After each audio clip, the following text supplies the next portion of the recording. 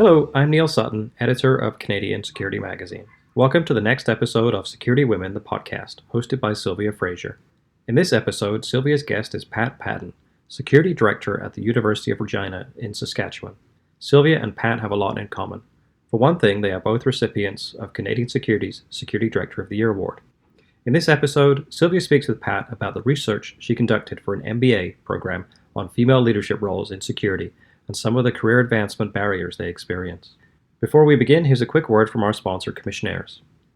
I have never really thought about a gender gap or a glass ceiling. I have kind of gone about my business of doing the best job I possibly can, and thankfully that was recognized.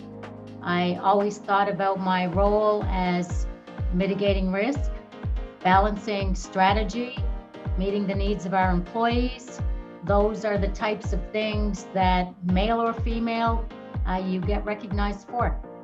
My name is Cheryl Pfeiffer. I'm the Chief Operating Officer with the Commissionaires Ottawa Division. Visit us at commissionaires.ca. Now here's Silvia to introduce her guest, Patton. Hi, everyone. It's Silvia Fraser. I'm the host of Security Women for Canadian Security Magazine, and we have Patton, and she's the Director of Security and Operations at University of Regina. I'm so happy to have you, Pat. Welcome to the show. Thank you very much, Silvia. You and I have a lot in common, actually, and I'm so humbled to have you on this episode today to talk a little bit about your career. Pat actually started her career as a patrol officer in 1986 for campus security at University of Saskatchewan, and then in 1996 has moved to University of Regina and has overseen the development of campus security from a few part-time contract officer to a full 24/7 operations with 16 staff and a manager of campus security operations. It's very, very impressive. I started as a security guard myself, my goodness, over 22 years now. And I certainly can relate to starting from the grassroots. To follow on Pat's bio, in 2012, Pat was named the Director of Security and Operations, taking on additional responsibility in facilities management. So you've grown in your role. And you've continued to develop the security-related policies on the campus and be a key participant in the strategic initiatives across the campus as well. And you've done so much more, and you've been very much recognized nationally as well as the Security Director of the Year by Canadian Security Magazine. And I know you've finished your MBA at University of Regina as well, in addition to holding a diploma in justice administration from Mount Royal University in Calgary. I know Pat is certified as a crime prevention practitioner and certified as a crime prevention through environmental design, CEPTED, incident management, and you're a longtime active member of IACLEA, and you are participating in various committees as well, and vast experience. And I'm humbled to talk to you today, Pat. Very much excited to hear about how has COVID been impacting the huge role that you have, not only in security, but also facilities management for the University of Regina. And I wanted to ask you about how you've dealt with it from a strategic perspective. What are some of the key aspects of it that you're dealing with right now that you can tell us about? Well, thank you, Silvia. Thank you for the kind introduction. As you were reading off parts of my bio, I really was struck again as a reminder of how many different wonderful opportunities I've had in this industry, and in particular in post-secondary. It's certainly a great environment to be in, and again, I've had great opportunities and great leadership along the way. Certainly, as we talk about COVID and the the issues we're faced with. And here in Saskatchewan, unfortunately, our cases are on the rise, where to levels they haven't been at so far. But certainly I've been able to take some of the knowledge that I have from other parts of my job and certainly shift into helping in areas where we really needed help. And for instance, I'm leading a group that is discussing how do we bring back students, how do we bring back employees, and kind of working on different plans like that. So that's one of the key roles that I've had recently. And I think a lot of that comes from the emergency preparedness that we all know and are so much a part of in the security industry. For sure. And having been involved in some of the COVID return to work strategies, I can appreciate the amount of effort that goes into and how you have to really be well-rounded on what happens on the ground and what processes should you put in place, and really kind of bouncing from, what is the strategy and, how do you actually implement it, and it's so, and change, and being agile and nimble and being able to implement it, sometimes on the fly. So I'm so happy that you share that. I wanted to chat with you about some of the research that you have recently done. So excited when you and I just connected, and so interested in sharing those learnings that you gathered through your research on women in security in particular. As I mentioned, you and I have a lot in common, starting the ground roots, and we really are focused on making an impact, very involved in the industry. Both women in security who have made an impact and continues to do so. Can you tell us about that research and some of the lessons that we can share? Sure. One of the things that's been very much a part of my career and my development is lifelong learning. And if there's some training that's offered or an opportunity, I will take it. And one of the things of working in a post-secondary institution that I don't know why, but I never took the advantage of being able to take classes here. And I got to a point in my career and my life where I felt I did have a little bit of time, and I entered in the Levine School of Business here at the University of Regina and took my Master's of Business. And it was a 2-year, very hard and fast cohort-based education. And I can honestly say it was one of the pinnacle experiences of my life in terms of the lessons I learned from other people and from just the classes I took, and then getting into the final part, which is a capstone project. And we were encouraged to do it on something that was meaningful to us. And of course, my background lent me to the research of the barriers to women leaders in the campus security industry. And it's certainly something that I've seen over my career. As much as we try, we still don't seem to be making a ton of headway in that area. So as a part of the research, we did a literature review and looked at what's out there in the industry. Of course, the campus security industry is a small sector of the security industry as a whole, and that security and law enforcement is even a broader subject. But I did notice that a lot of the information that I saw in terms of both in police and in campus security, there's only about 15% of the leadership roles are occupied by women. In the security industry as a whole, we're doing much better, but not where we should be, at 25%. So we are gaining a bit of ground in getting women into these key roles. It was a good subject for me to take the time to look at.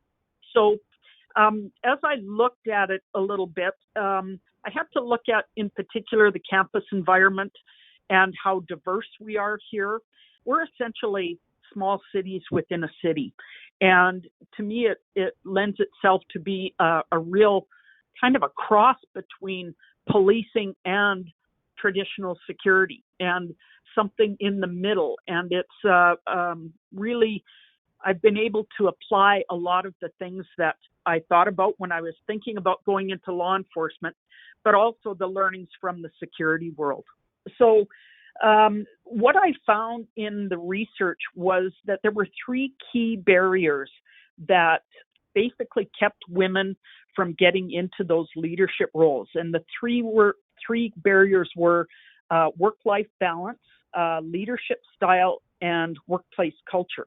So when I'm talking about work-life balancing, thinking about the issues that many of us have when it comes to parenting and the expectations of women as the primary caregiver, and then trying to mix that in with the kind of the odd work balance of security and policing occupations, where we often have shift work. And that certainly was an issue with me when my kids were little, and it was really a barrier to me staying in the patrol role that I was in at the time. As far as leadership style, a lot of times what we're finding in the literature was that women really lack mentors and role models who are women. I know in my career I've had some great mentors and some great role models, but not many of them are women, and not many of them are women in this occupation. Certainly it's growing, and I've certainly found some that have been a great help to me. But when we look at our departments or our operations, trying to be that mentor for those young women that are coming in is really quite important. The other part of that is around the style of leadership that women have.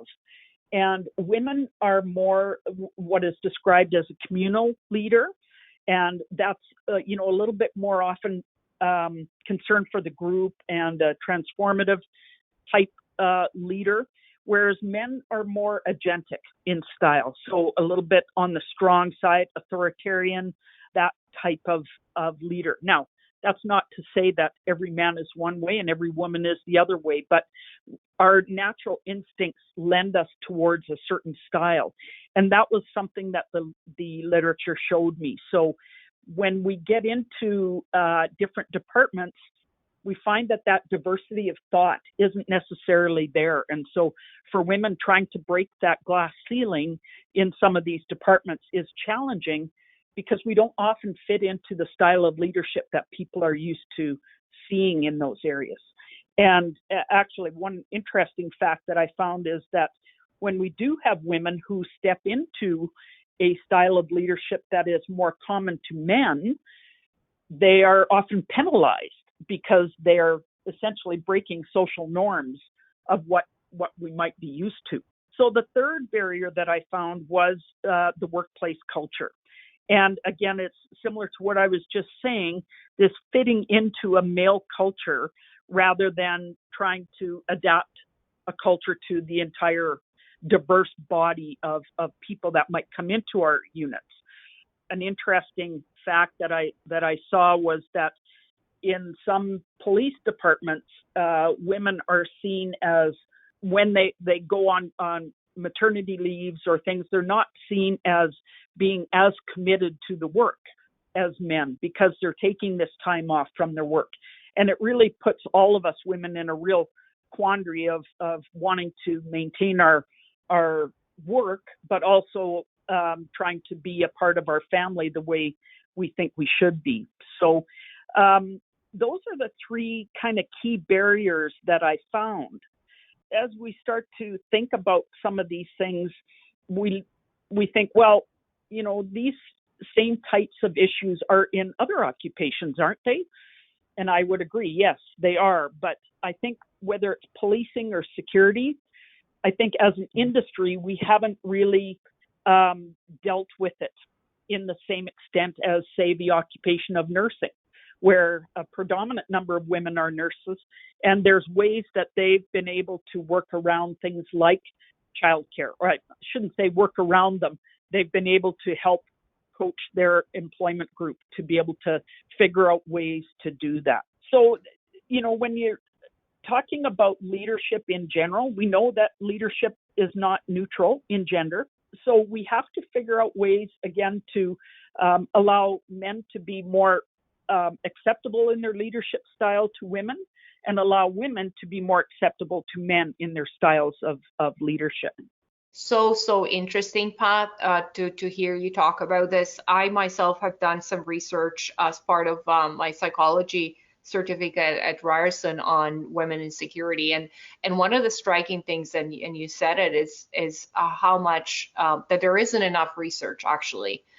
If you think about it, particular to women in security. So when I was doing research, I ended up looking a lot of women in corrections, women in policing, and some of the barriers that you've identified so nicely and nicely done. I have to congratulate you, because it's some of those barriers, although my research wasn't focused on the barriers per se, was more so around why do women choose a law enforcement career, but those barriers came loud and clear as I was doing the interviews with a number of women across different areas within security and law enforcement.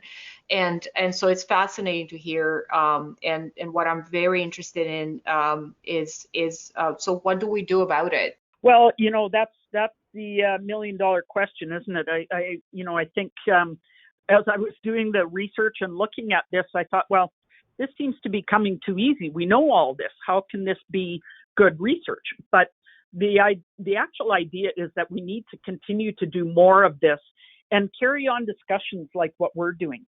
I think all of the women that are listening to this and are in our industry would say the value of the diversity of thought, that having a balanced workforce of men, women of color, men of color, of different gender diversity, all of those things just makes us reflect our community even more. And I think as I look through the research, I think the obvious question is that there are not women filling roles on the front line like you and I may have done at the beginning of our careers. So they're not necessarily moving into leadership roles. So that's kind of where I started to go in terms of the recommendations that I made. And I just came up with 4 kind of points that I think will help us in the future. And they're things that I'm going to try and put to use in my work. And the first one is increasing that mentorship, looking for opportunities maybe like this, or like speaking at a conference, or more one-on-one type mentorship with employees, where we take some of those young women that are just getting into the workforce, into our industries, and take them under our wing, I guess, and give them that support that they need in kind of guiding their career going forward. The second one that I recognized was that I really want to see if we can somehow raise the profile of industry opportunities, whether it be in what I was focused on of campus security, but in security in general, and really do a good job of demonstrating to people the style and the types of work that are available in this occupation. I could have never imagined where my career would have gone when someone said to me, you should apply for this job in campus security. And same with the security industry as a whole. As I spoke to a couple of the women that I interviewed, there was really a recognition that there was so much there that they didn't know, that we don't get out about our industry and how rich it is in terms of opportunity. So I think that's number 2. The third point, I think, is we really need to focus on, and I think this is happening a lot more in, say, the business setting and things where there is leadership training by and for women. We need to be leading in a way that is, I guess, more akin to how we would feel comfortable in leading. And I think as we continue to develop that, I think those opportunities will come, and then other young women will be able to see themselves in that training. And The fourth one, and again, a fairly obvious one that I don't think is a big secret to anyone, but I think we need to encourage and seek out really diverse hiring pools. And it's often really easy, especially right now when there's a lot of people looking for work, to just take those applications that come in and just go after the top 10 people in that list. But I think we really need to reach out, whether it be to schools that provide law enforcement or security training, or different types of organizations where we can actually really go and target diverse hiring strategies. So I think those are kind of the four things that I kind of summarized in my paper to try and work on going forward.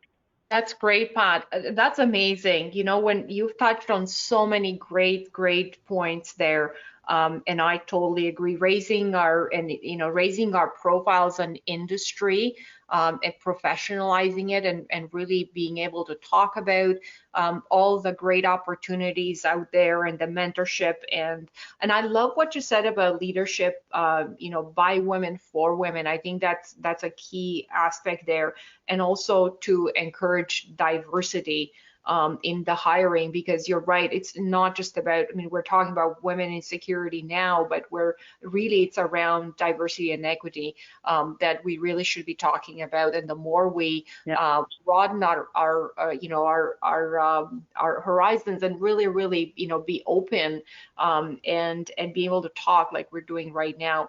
I sure hope that you're going to write about this, Pat. You and I talked about this. Yeah.